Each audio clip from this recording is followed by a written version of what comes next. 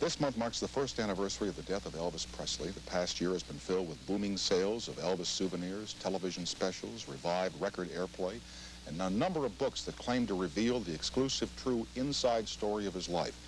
That is not what we're going to do here tonight, yet we did want to present something appropriate to the public's interest. For more information about the life and death and times of Elvis Presley.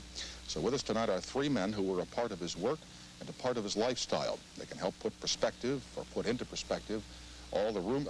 I'm not reading well tonight. We're going to have on three guys who worked with Presley, and they're going to tell you about his life, okay? We have with us tonight Mr. Dick Grob. Elvis is longtime personal bodyguard and supervisor of security at Graceland, his mansion down in Tennessee. Mr. Gerald Peters, who served as Elvis' personal chauffeur for 8 years here in Los Angeles and in Las Vegas. And Mr. Ed Parker, who never was an employee of Elvis's, and you're probably wondering why he's here tonight. The reason he's here is that he was a friend and karate instructor to Elvis Presley for 17 years, and the author of a new book called Inside Elvis. So they'll all be joining us tonight in the Now here's Mr. Dick Grob, who, as I told you at the beginning of the show tonight, is a longtime employee of the Presley family, Elvis Presley. He was chief security advisor and Mr. Presley's personal bodyguard, and still works for the family at the Graceland mansion down in Memphis, Tennessee. How did you meet him? I was employed as a sergeant in the Palm Springs Police Department, actually, and he came down there and wanted to use the pistol range. He liked that sort of thing. He was always very much into law enforcement. He was very pro-law enforcement. He was into shooting and helping out anything that he could do with law enforcement personnel. And that's how I met him, was down in Palm Springs. When you went to work for him, what did he want you to do for him? I'm skipping the part of the story where you had to get released from the Palm Springs Police Department in the interest of time. But what did he want you to do for him?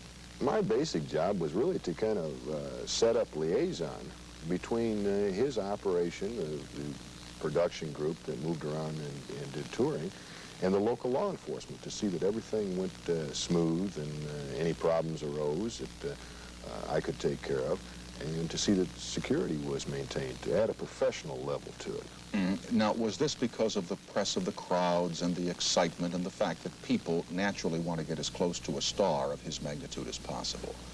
Yes, it was. He was always involved. I mean, had a lot of people coming around him, had to worry about the crowds, not so much that they would try to do him deliberate harm, but the accidental harm. You know, the people reaching out to touch him, a finger could go in the eye very easily or scratch him. This was a primary concern. Or was it because he had fears? You know, many prominent people are afraid of being kidnapped, of being harmed in some way, because there are people who are extremely envious of men like Elvis Presley. Well, no, Elvis was not afraid of that. That was not the primary concern. He realized that this was always a possibility, and we took whatever measures we could to prevent it and checked out the various things. But his basic concern was twofold. One, he did not want to get hurt accidentally, which then could stop the show, and he did not want any members of the crowd to get hurt accidentally. Even in the show, many times from the stage, when there would be a big confrontation up front of the stage, he would stop the show and tell the people to be careful, don't get hurt, because he was always concerned for that. And if someone was hurt, we would always try to find out exactly what the nature of the injuries, the extent of them, and report it back to him, because he was concerned about his fans. How surprised were you when he died? I was extremely surprised. I was shocked. It was about 3 or 4 days after he died that I really could come down to realizing it, because we had a necessary security problem involved in the funeral. But it just, it took me quite by surprise. Was he a well man to your knowledge before he died? I talked with him that morning about, well, from between about 4 in the morning till about 4:30, just before he went down and played racquetball. He was in very good spirits. He was very healthy, was looking forward to doing the tour that was upcoming. The only problem that he had was the normal jitters that he usually got before any tour, before any concert that he did. But we read of the fact, we read of the rumor, possibly, that he was concerned about his weight, that he was using pills to keep his weight down, and then he would get too thin, and he was eating more, and then he'd get heavier, and he'd try to lose weight, that he was constantly at odds with fatness. You know what I'm getting at? The rumors that Presley used a lot of pills, got hooked on drugs and all that stuff. No, this is totally erroneous. He did not, was not hooked on any kind of drug. He took drugs under a doctor's prescription, much like you would or I would for a medical problem as it arose. He was concerned about his weight. After all, he was 43, just about the same age you are, and you are not the same as you were when you were 21 or 22. No, sir. And this bothered him, you know, the changes that go through, and he did develop a problem where he had not necessarily a weight gain, but a water retention problem, which is a medical problem that's not uncommon at that period of time. And for this, he was concerned because he always wanted to look his best for his fans. And that's this total sum of his medical problems, really. Of all the stories that have come out about this man in the last year, which ones have been the most shocking to you? The most shocking, there are a number. I mean, we've gone through sexual stories, drug stories, booze stories. Well, I think probably some of the stories that have come out about people that were supposedly great friends or lovers of him, that we can find no trace of. Nobody knows him. Nobody in the inner circle, so to speak, has ever heard of him. Not saying that they don't exist or that Elvis maybe did not at one time talk to them, but that's one thing, and some of the other is the capitalization that's gone on about him. What do you think of that? You know, Elvis T-shirts, Elvis this, Elvis that. Well, a lot of this went on before Elvis died, a certain amount of it. Photographs were for sale, T-shirts for sale, and things like that. Nowadays, they have everything from A to Z for sale. Waste paper baskets, salt shakers, ashtrays, umbrella stands, the whole gamut they've got. Elvis, everything Elvis did was first class. Some of this stuff that's out is not even fourth class. Elvis always was in favor of the small businessman, the ability of people to make good in life, doing things legitimately, honestly, and giving fair value for the money received or taken. And some of it nowadays he would not approve. Others, I'm sure that he would have approved. Were you pretty close to this man? I mean, did you spend a lot of time with him? Like you said, the day he died, you talked to him for a long time, which would indicate that you and he sit in a room and kind of shoot the breeze once in a while, you know? I was, in the last 2 years, probably one of 4 or 5 people that he was close to. I spent many hours talking with him about any number of subjects. And I think in the last year, I was much closer to him than a lot of the other people that had been around. There were other people who were much closer than I, but we did talk about a lot of things together, personal things, his and mine. Was he, and I don't want for a single second to speak ill of the dead, he wasn't perfect, was he?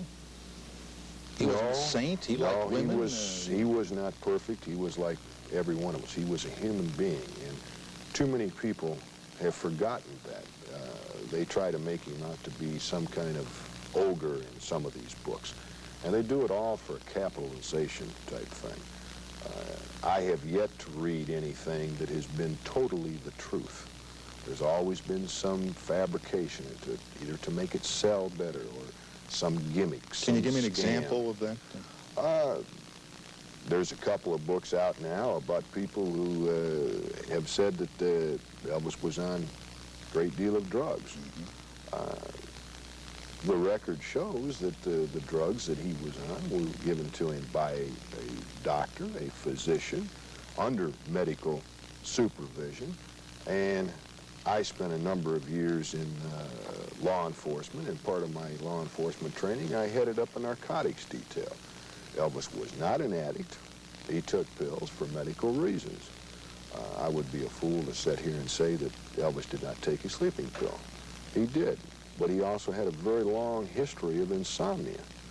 And he took his sleeping pills, but again, these were all prescribed to him by a medical doctor. I never once saw him with any marijuana. I never once saw him with any pills that were not labeled on the bottle. I never once saw him with any heroin or any hard drug. It's just not there. That's one of the things that I think people are doing him an injustice. That's a gimmick. It sells books. Yep. People buy it. The publishers, I don't think, nowadays really want to print the truth. I've been approached to write a book. I could not write a definitive book on Elvis myself. It would take 15 or 20 of the close people to write the, quote, definitive version of Elvis Presley. I may be able to write a book on a short facet of his life. His security, concerts, Right. little things that happened, close calls. But the publishers don't want to write about the truth. They want a gimmick. You've got to have something, some scandalous thing to throw out They there. want dirt is what they want, Dick. They want smut, That's right. dirt. They want to get the goods on all of us nice people, and I'm sick of it. They think the American public is a bunch of dummies. That American public cannot believe the truth. Now, none of this stuff that's out has ever heard Elvis. It hasn't tarnished his image one bit because the fans, they'll read it, they'll buy it because it's got Elvis's name on it. We've had books sent in to us at Graceland, burned with just the cover of the book there, to let us know, so the fans let us know what they thought of the book. I have to pause here for some announcements, and joining us will be two men that you know, Ed Parker, who was his karate instructor, and Jerry Peters, who now runs the limousine company here in town, but who drove Elvis in L.A. and Las Vegas. Right back after these words from our NBC stations. Jason Granger, and this is Out on Santa Monica Boulevard and what is now the San Diego Freeway. And a fella that was one of my sound men over there, Johnny Walker, was a big karate freak, and he said, you got to do this story. We went out and did it, and Ed couldn't have been more cooperative. And if he'd have told me then that 16 years later we'd be sitting at NBC doing a television show, I would have said you're crazy. That's Welcome, good. sir. It's good to see Thank you you, again. Tom. Peters, I know. Jerry Peters operates the London Town limousine service here in Los Angeles. He is a good friend of this program, has given us super service over the years, and for a time was the personal chauffeur to Mr. Presley when he was here in Los Angeles and also when he was in Las Vegas. I asked him, and I'll ask you, how you both made the acquaintance of Presley and got to work for him or work with him. Mr. Peters. Well, we got to work for Elvis because of his lawyer, Mr. Hook Stratton, who... A name that is not allowed on this program, Jerry. Well, he's a very bright lawyer because he chose us as Elvis's limousine service. One of his few correct decisions over the years. Well, whatever. He chose us, and we got a call to pick Elvis up. On my birthday, November the 19th, 1970. And we went down to air research at the Los Angeles airport and picked him up with 3 limousines. And from then, that began one of the most exciting and wonderful associations that I've ever had. Now, at the time, did you own the limousine service? Yes, yes. And yet you were his personal driver? Yes. That's a little unusual for the boss to get behind the wheel and start driving somebody around. Well, we only started in March 1970, and they were early days. One had to... See, I've been doing this sort of work for over 30 years. I started in England because basically I'm an actor and then